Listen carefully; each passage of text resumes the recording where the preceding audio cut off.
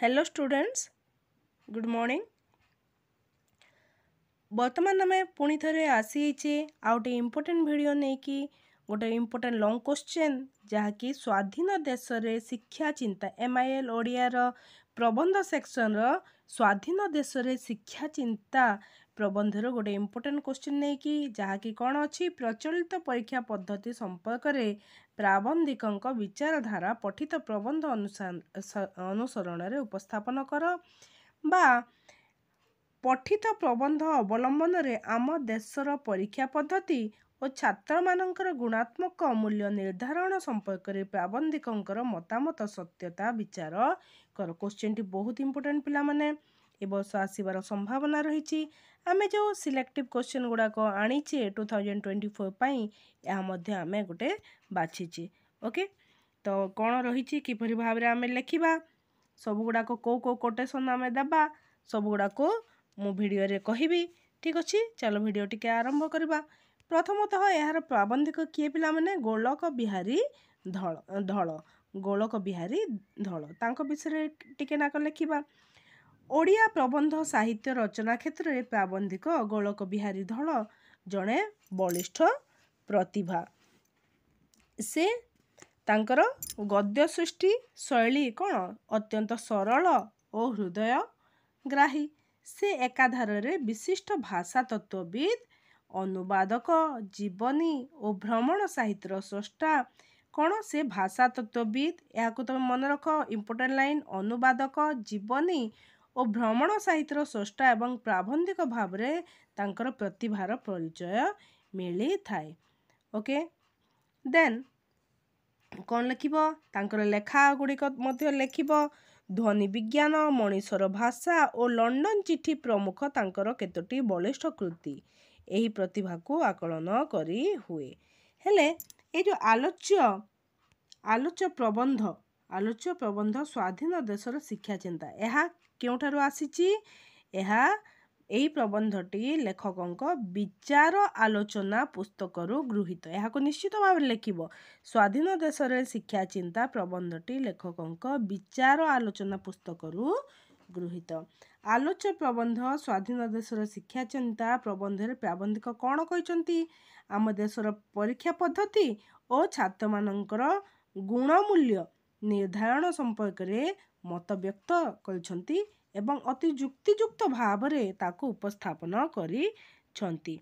Okay, उक्त प्रबंध रे से कौन कहते स्वाधीन भारत वर्ष रे शिक्षा व्यवस्था संपर्क रे से जुक्तियुक्त उपस्थापन करछंती। आउ वर्तमान जो ए क्वेश्चन रे कौन कहते आम देशर स्वाधीन देशर परीक्षा पद्धति एवं छात्र मानकर गुणमूल्य निर्धारण संपर्क रे कौन रिलेशन रही तार गोटे जुक्तियुक्त उपस्थापन करछंती। ठीक है, ए पर्यंत बुझिले। नेक्स्ट प्राबंधिक कौन कहते आम देश रे आरंभरू मूलरू चूल पर्यंत जो परीक्षा पद्धति वर्तमान चली से परीक्षा पद्धति रे छात्र मानकर गुणात्मक मूल्य निर्धारण करने अत्यंत कष्टकर। काहेकि कष्टकर काहेकि जदि गोटे मेट्रिकुलेशन जदि मेट्रिक गोटे पास करिछि पिलाटीए ताकू जदि आम किसी लेखा कहवा बा BA पास करथिबा छात्रटी को चिट्ठी टे लेखा कहवा ताहले से ओडिया लेखिले बनान अशुद्धि रहिबो एवं इंग्राजी रे जहाँ लेखुचंती तमे जानि परछो। मेट्रिकुलेशन पास पिलाटीए ए रु जेड पर्यंत भल भाव रे समान लेखि जानु नहांती एवं अरु क्ष पर्यंत मध्य समान भल भाव रे लेख कहिले समान लेखि पारिबे नाही। यह प्राबंधिक कहउछंती एवं तेणु कौन कहउछंती तेणु शिक्षा कमिशन अन्य विषय मध्य रे एही परीक्षा पद्धति को बेसी दृष्टि देबा आवश्यक। परीक्षा पद्धति एपरी हेलाणी वर्तमान समय रे परीक्षा पद्धति एपरी हेलाणी जेपरि कि पिला माने खाली परीक्षा रे किभली भाव रे भल नंबर आनिबे भल नंबर आनिबा पई समस्तंकर कंपटीशन चलची। किए 99 आनला किए 98 आनला से विषय रे तांकर ज्ञान थाओ बा न थाओ किभली भाव रे आणुचंती सेही गाइड बही फॉलो करिकी। ठीक, प्राबंधिक डॉक्टर गोलक बिहारी धल कलिंगर सत्य होइतिले सांघातिक शीर्षक रे जो शीर्षक लेखाई गोटे उपाग्रह लेखाई परीक्षा क्षेत्र में अवैध आचरण विषय उल्लेख थिबा प्रसंग को अवतारणा करछंती। एथिरे कोन एई शीर्षक रे कोन लेखाई परीक्षा रे किभली भाबरे अवैध आचरण कराउछ। अवैध आचरण अर्थात तुमरो किभली भाबरे भल नंबर आनिबा पई स्टूडेंट माने कॉपी करछंती।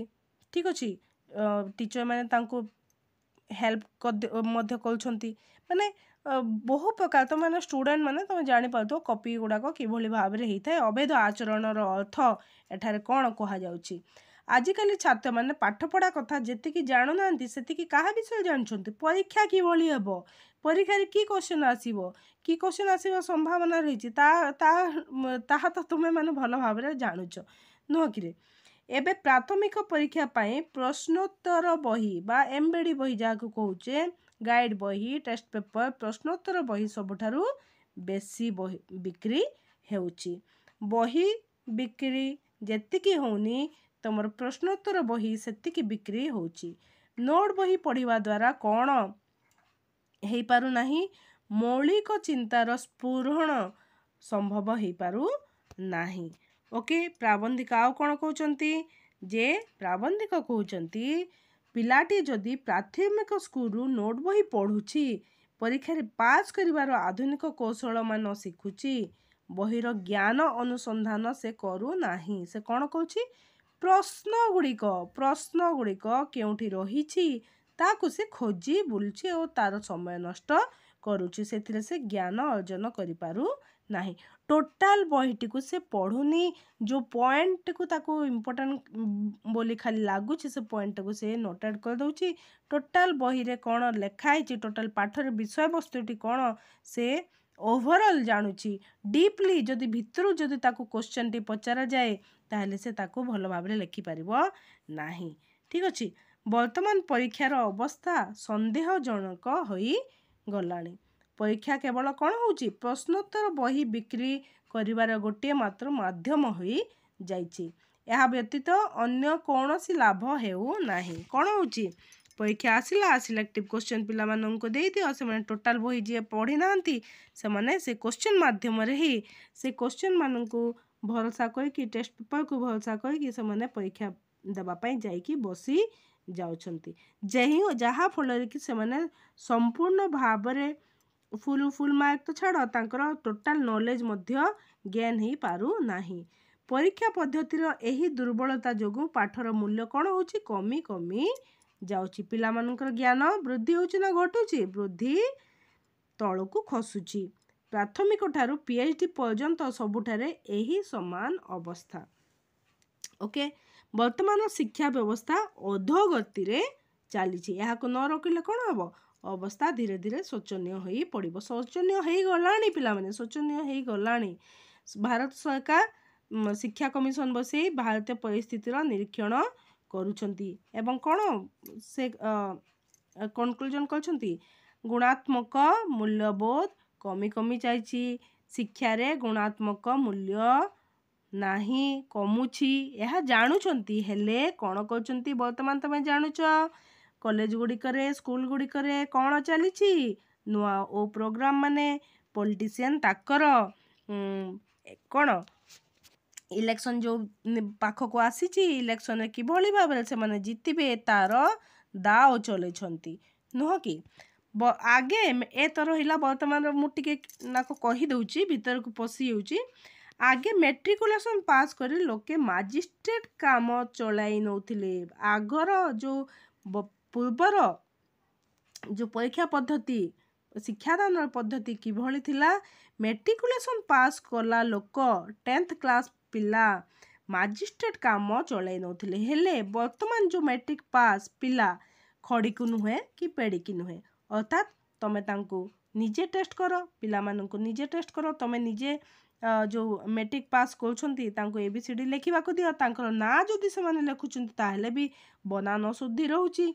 जणे बीएस पास करथिबा छात्र को चिठी टी लेखिबा को कहिले से इंग्राजी रे जाही ताही लेखि देबो किंतु मातृभाषा रे लेखिले 15टा बनान अशुद्धि हेबो अर्थात कोन सिठी रे ठीक नाही बोली प्राबंधिक गोलक बिहारी धल कहउछंती।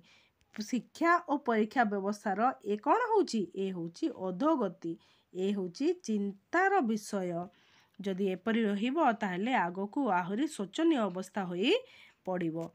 ଭାରତ ବର୍ଷର ଅନେକ ବିଶ୍ୱବିଦ୍ୟାଳୟରେ ଶହ ଶହ PhD ଡିଲିଟ୍ ବାହାରୁଛନ୍ତି, PhD ଡିଗ୍ରୀ ଅନେକ ବାହାରୁଛନ୍ତି, ହେଲେ ସେମାନଙ୍କର ଗୋଟିଏ ହେଲେ ଗବେଷଣା ଉଚ୍ଚ ଜ୍ଞାନ ରାଜ୍ୟରେ ସମ୍ମାନ ପାଇନାହିଁ।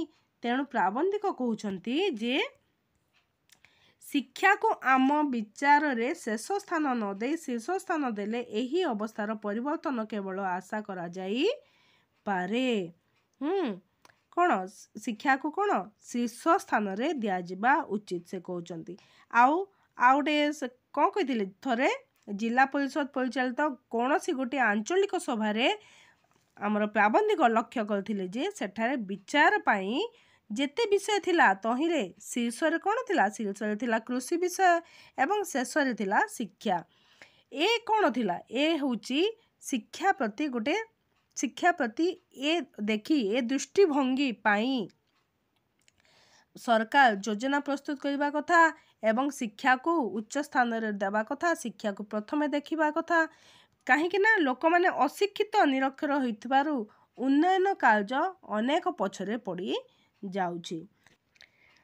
ଏସବୁ ଲେଖିବ ଏବଂ ଏ କ୍ୱେଶ୍ଚିନ୍ରେ ପିଲାମାନେ 2ଟି କୋଟେସନ୍ ତମେ ଦେବ। ଗୋଟିଏ ହେଉଛି ଶିକ୍ଷାକୁ ଆମ ବିଚାରରେ ଶେଷ ସ୍ଥାନ ନ ଦେଇ ଶୀର୍ଷ ସ୍ଥାନ ଦେଲେ ଏହି ଅବସ୍ଥାର ପରିବର୍ତ୍ତନ କେବଳ ଆଶା କରାଯାଇପାରେ, ଏହା ଲାଷ୍ଟକୁ ଦେବ।